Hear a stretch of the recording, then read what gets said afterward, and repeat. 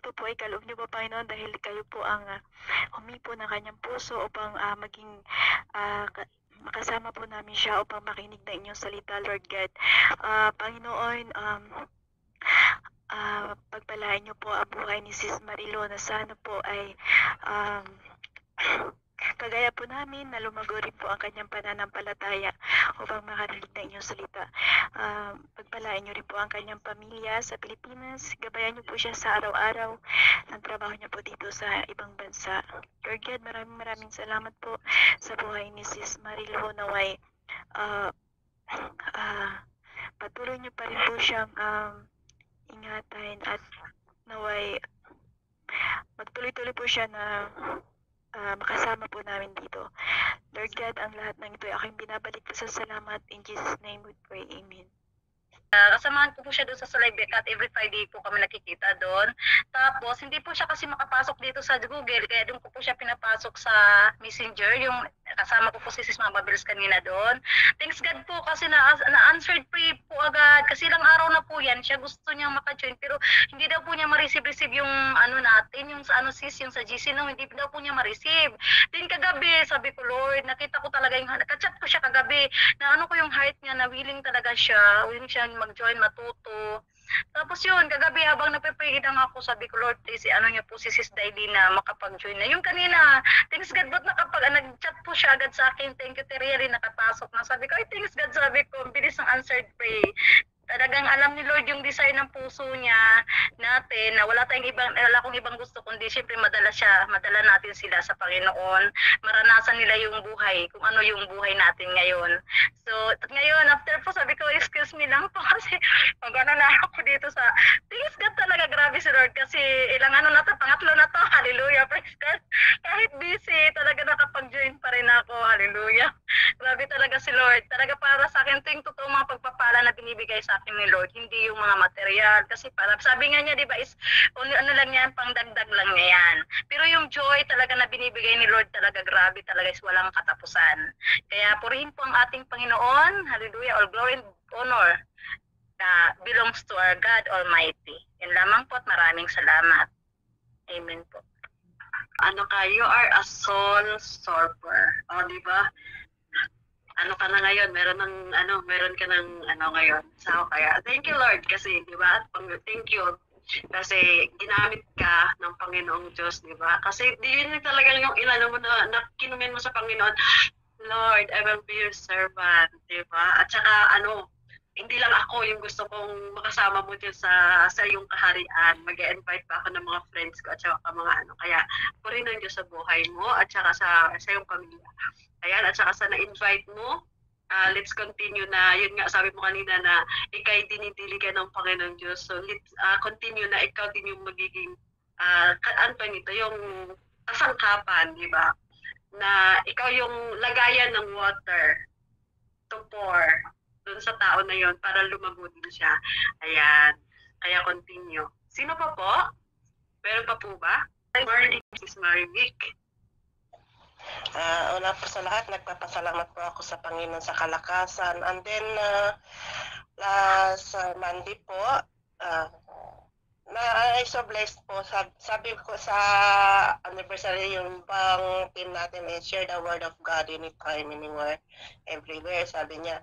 So I so blessed last Monday na kinabit din ako ng Lord. Although hindi ko po hiniling, talagang yung desire, siguro nakita ng desire ng puso ko na nakapag-share po ako.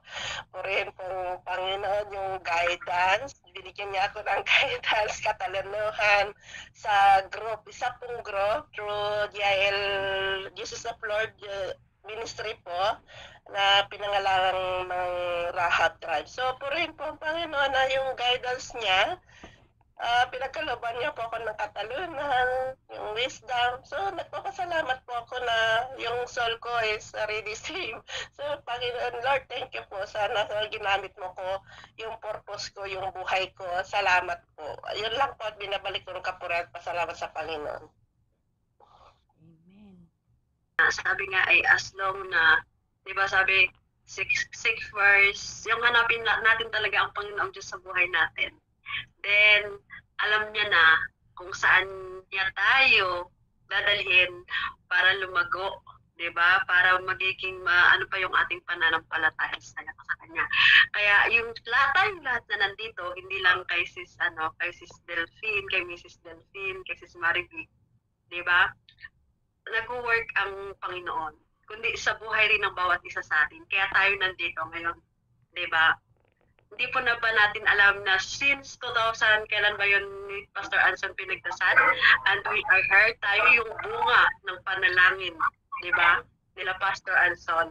And hindi lang po yan kagustuhan ni Pastor Anson, di ba? Kagustuhan yun ng Panginoon. Na matagpuan natin, na makatagpo tayo ng ganitong gawain, even doon na nasa nasa online. And thank you, kasi yun nga, isa binigay ng wisdom ng Panginoong Diyos, no? And that's all yan yung nagagawa ng prayer at ng Holy Spirit. And pinatunayan talaga ng Panginoon na siya ay buhay sa puso ng bawat isa, sa buhay natin lahat. So, isa pa? Ayan, may isa pa po ba dyan? Sir Russell. Hello po. Okay. Good evening po sa inyo. Magpapatotoo. Gusto ko lang pong ipahayag po sa inyo na napakabuti po talaga ng Panginoon. Kasi sobrang tagal ko nang nawala. Ang tagal-tagal ko na nawala. Halos hindi ko siya masumpungan. Nung time na nakilala ko si Mars, down na down talaga ako noon. Sobrang depressed ko. Nagkaroon ako ng depression at anxiety. Halos gusto ko na talagang sumuko nung araw na yun. Kaya napapasalamat ako na may ginamit siyang tao para makabalik po ako sa kanya. Kaya sobrang blessed po ako. Lahat po ng problema na pinagdaan ko po, parang nung pumasok po ako dito, parang lahat po nawala. Parang sobrang gaan po napakaramdam ko nung first day po na nakapasok po ako dito. Hindi ko po talaga ma-explain kung ano po talaga yung nararamdaman ko. Sobrang saya yung depression ko po na wala po. Halos lagi mainitin po yung ulo ko dahil sa anxiety po. Pero nung nakapasok po ako dito, nawala po lahat yun. So, God be the glory po. Tapos, nung nakaraan po kasing, nung Martes po, ay, nung katiyakan po namin, namamaga po talaga yung mata ko. Sabi ko, ilang araw na po siya namamaga. Sabi ko po na Sis Rosana, kung pwede po ipag-pray po. Tapos, God be the glory po talaga. Nandiyan po talaga siya. Kinaumagahan po pagising ko. Magaling na po talaga siya, nawala po talaga siyang bigla. Kaya sabi ko, talagang buhay po siya. Tapos papasalamat din po ako kasi yung anak ko po na panganay, magmula po ng elementary hanggang po ngayon bukas po, aakyat po siya sa school po. Kasi nakasabay na naman po siya sa with honor. Kaya nagpapasalamat po ako kahit wala po ako sa tabi nila. Hindi po sila pinapabayaan ng Panginoon. Nagagawa pa rin po nila yung na po sa pag-aaral po nila. Kahit po wala pong guidance ng ina. Yun po. Kahit po, although napapabayaan po talaga sila ng tatay nila. Kaya nagpapasalamat po talaga ako na hindi nila pinapabayaan ang pag-aaral. Thank you po. Thank you so much po. God be the glory po. Yun lang po. Thank you so much po rin ng Panginoon sa buhay mo, Sis Russell. Ayan. Yun. At nasa Qatar si Sis Russell eh. No, nasa Qatar siya. Diba? Yes po, yes po. Thank you. Diba? Kasi sabi nga is, yung mga kakilala natin, hindi naman lahat yun sila is isasama ka sa may mga masama at saka may mga mabuti. Diba? As nung na hinahanap ang Panginoon sa buhay mo, magsisend talaga siya sa'yo ng taong, ano nga tawag ng pastoral, yung nakakilala na rin sa kanya. 'di ba? Para hindi ka maliligaw, 'di ba? Kasi meron sa atin minsan na may mga nakakausap na tayo, yun yung sabi ni Sis Marites before na sabi niya, iba yung makausap yung taong worldly at saka godly person. 'Di ba? So, glory to God, Sis Russell, kasi kinakausap mo yung isang godly person, which is ginamit ng Panginoong Diyos, 'di ba? Si Sis Merle, na makilala mo at makilala mo rin kami at ngayon nakasama ka namin. Kaya, 'di ba? Thank you so much. Palakpakan at papurihin ng Panginoong Diyos sa buhay ninyong dalawa. At saka sa lahat din sa atin dito. Huwag natin kalimutan yung ating first anniversary na team na na ginawa ni Pastor Anson.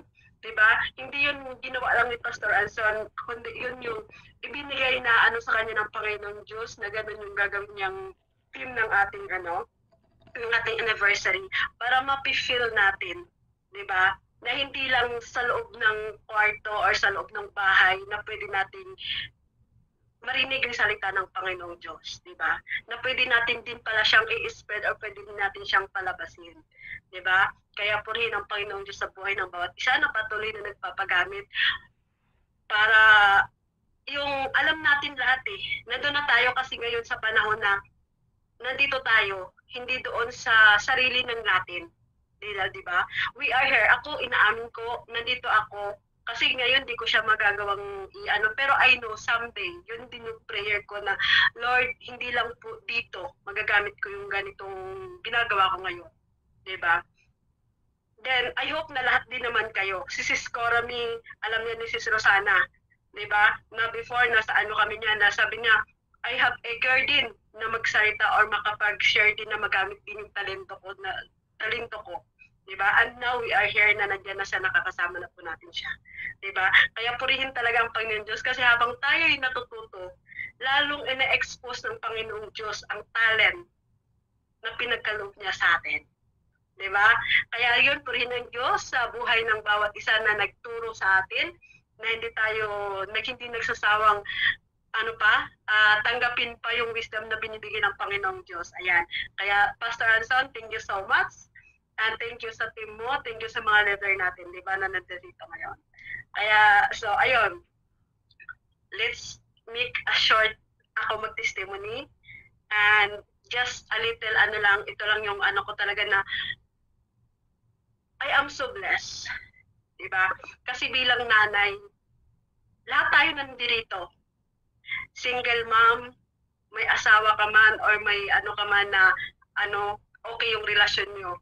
Pero ang prayer ng isang ina,